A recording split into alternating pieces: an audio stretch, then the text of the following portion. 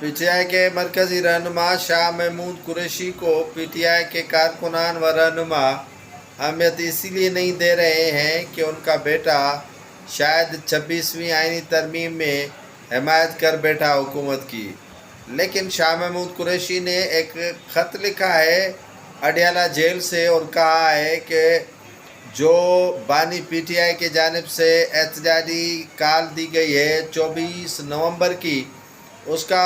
शाह महमूद कुरैशी ने भरपूर दिफा किया है। शाह महमूद कुरैशी की मुलाकात के लिए कोई भी रहनुमा पी टी आई का नहीं जाता अडियाला जेल सिवाय उसके फैमिली के। उसकी बेटी जाती है, उसके बेटे जाते हैं, लेकिन पी टी आई के मरकज़ी क़यादत में से वाइस चेयरमैन की मुलाकात के लिए कोई नहीं जाता, जिसका बरमला उन्होंने इजहार भी किया था कि मेरी मुलाकात के लिए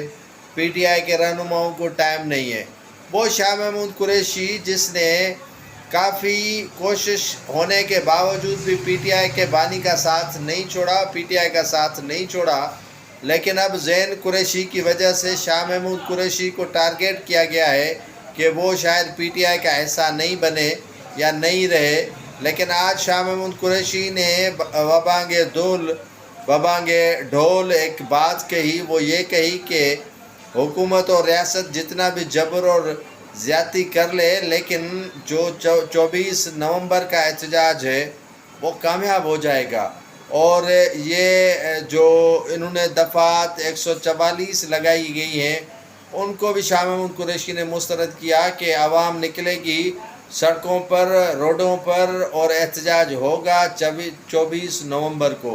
ये हैं वो शाह महमूद कुरैशी जो पी टी आई के वाइस चेयरमैन हैं, लेकिन उनकी मुलाकात करने के लिए पी टी आई के रहनुमा नहीं जाते,